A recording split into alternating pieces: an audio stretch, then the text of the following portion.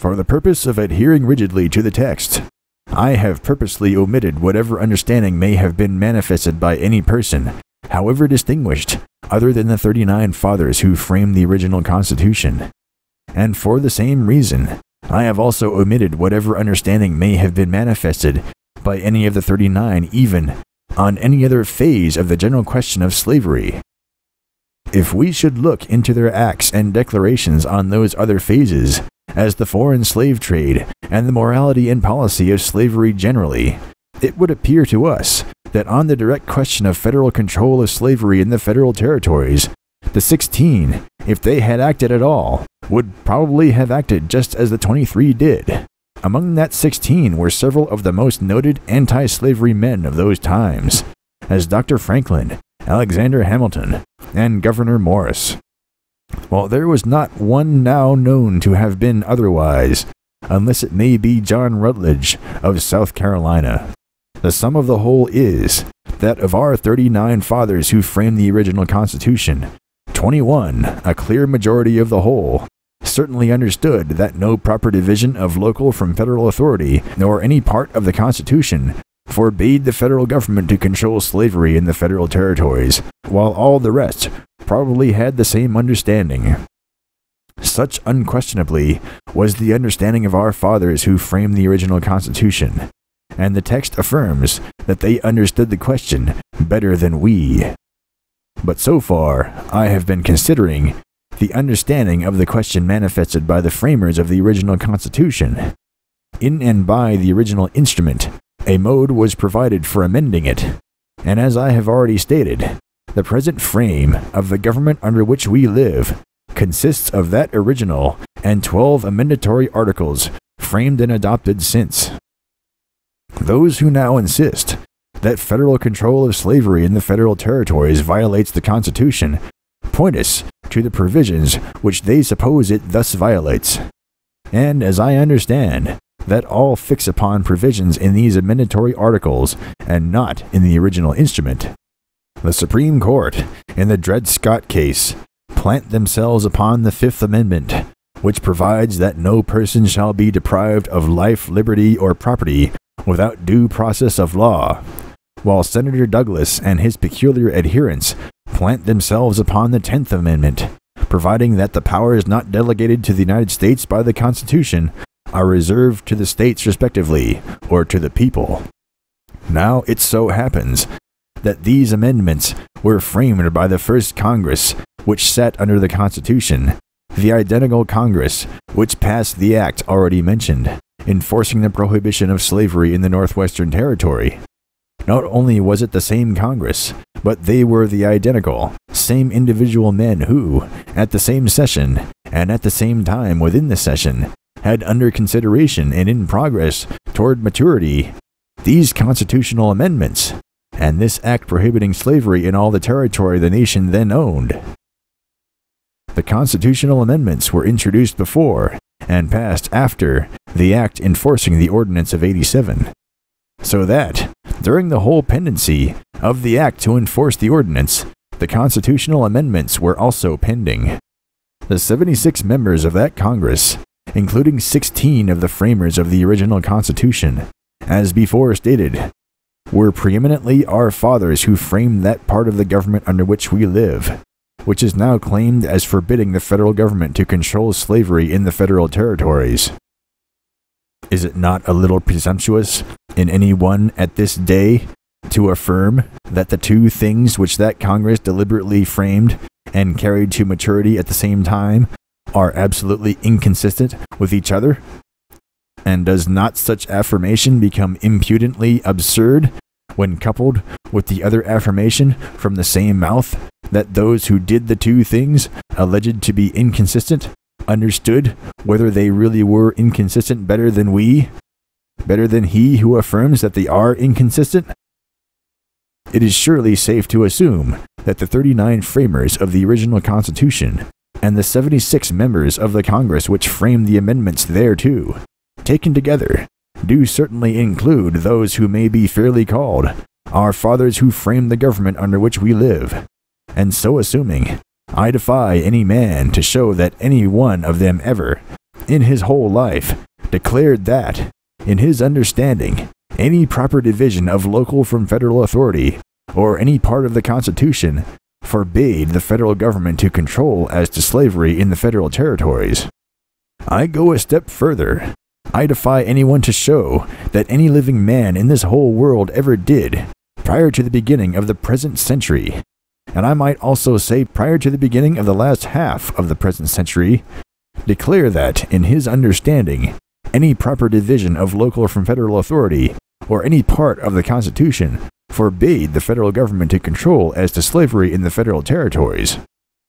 To those who now so declare, I give not only our fathers who framed the government under which we live, but with them all other living men within the century in which it was framed, among whom to search, and they shall not be able to find the evidence of a single man agreeing with them.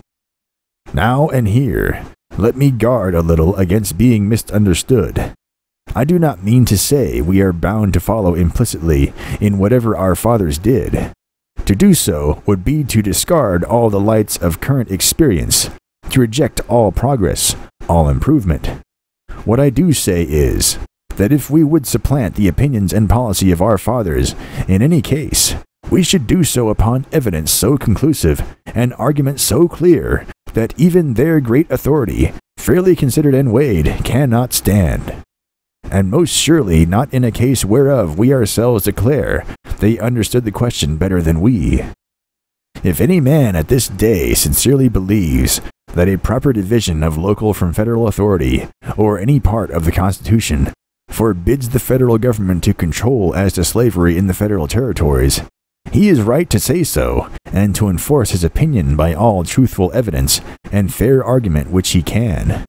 But he has no right to mislead others, who have less access to history and less leisure to study it, into the false belief that our fathers who framed the government under which we live were of the same opinion, thus substituting falsehood and deception for truthful evidence and fair argument.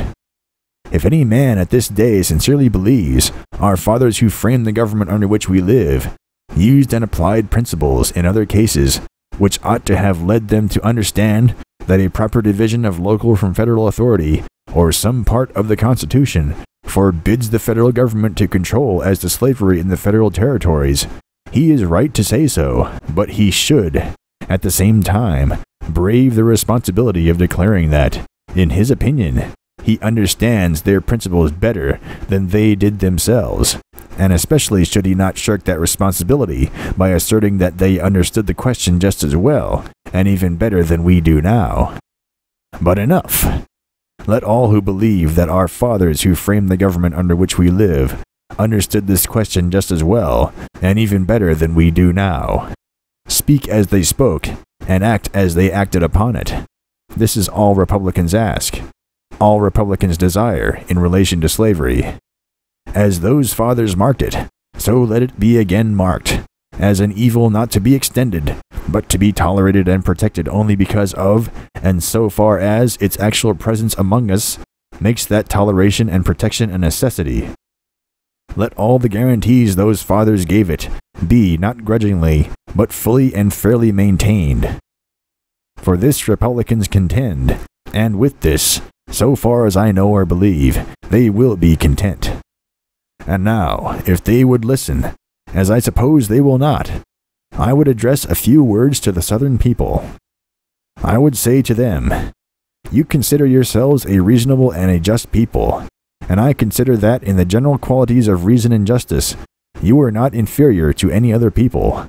Still, when you speak of us Republicans, you do so only to denounce us as reptiles, or, at the best, as no better than outlaws. You will grant a hearing to pirates or murderers, but nothing like it to black Republicans. In all your contentions with one another, each of you deems an unconditional condemnation of black republicanism as the first thing to be attended to. Indeed, such condemnation of us seems to be an indispensable prerequisite, license, so to speak, among you to be admitted or permitted to speak at all. Now can you, or not, be prevailed upon to pause and to consider whether this is quite just to us or even to yourselves. Bring forward your charges and specifications, and then be patient long enough to hear us deny or justify. You say we are sectional. We deny it. That makes an issue, and the burden of proof is upon you. You produce your proof, and what is it? Why, that our party has no existence in your section, gets no votes in your section. The fact is substantially true, but does it prove the issue? If it does, then in case we should, without change of principle, begin to get votes in your section, we should thereby cease to be sectional. You cannot escape this conclusion, and yet, are you willing to abide by it? If you are, you will probably soon find that we have ceased to be sectional, for we shall get votes in your section this very year. You will then begin to discover, as the truth plainly is, that your proof does not touch the issue. The fact that we get no votes in your section is a fact of your making and not of ours. And if there be fault in that fact, that fault is primarily yours and remains until you show that we repel you by some wrong principle or practice. If we do repel you by any wrong principle or practice, the fault is ours. But this brings you to where you ought to have started, to a discussion of the right or wrong of our principle. If our principle, put in practice, would wrong your section for the benefit of ours, or for any other object, then our principle, and we with it, are sectional, and are justly opposed and denounced as such. Meet us, then, on the question of whether our principle, put in practice, would wrong your section, and so meet it as if it were possible that something may be said on our side. Do you accept the challenge? No. Then you really believe that the principle which our fathers who framed the government under which we live thought so clearly right as to adopt it and endorse it again and again upon their official oaths is in fact so clearly wrong as to demand your condemnation without a moment's consideration.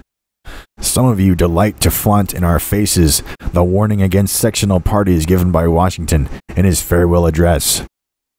Less than 8 years before Washington gave that warning, he had, as President of the United States, approved and signed an act of Congress enforcing the prohibition of slavery in the Northwestern Territory, which act embodied the policy of the government upon that subject up to and at the very moment he penned that warning. And about 1 year after he penned it, he wrote Lafayette that he considered that prohibition a wise measure, expressing in the same connection his hope that we should at some time have a confederacy of free states. Bearing this in mind, and seeing that sectionalism has since arisen upon this same subject, is that warning a weapon in your hands against us, or in our hands against you? Could Washington himself speak, would he cast the blame of that sectionalism upon us, who sustained his policy? Could Washington himself speak, would he cast the blame of that sectionalism upon us, who sustain his policy, or upon you, who repudiate it? We respect that warning of Washington, and we commend it to you, together with his example pointing to the right application of it. But you say you are conservative, eminently conservative, while we are revolutionary, destructive, or something of the sort. What is conservatism? Is it not adherence to the old and tried against the new and untried?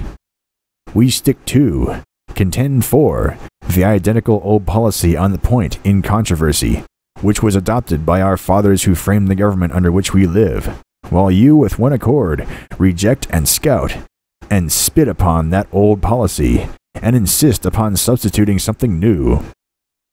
True, you disagree among yourselves as to what that substitute shall be. You are divided on new propositions and plans, but you are unanimous in rejecting and denouncing the old policy of our fathers. Some of you are for reviving the foreign slave trade, some for a congressional slave code for the territories, some for Congress forbidding the territories to prohibit slavery within their limits, some for maintaining slavery in the territories through the judiciary, some for the great principle that if one man would enslave another, no third man should object. fantastically called popular sovereignty.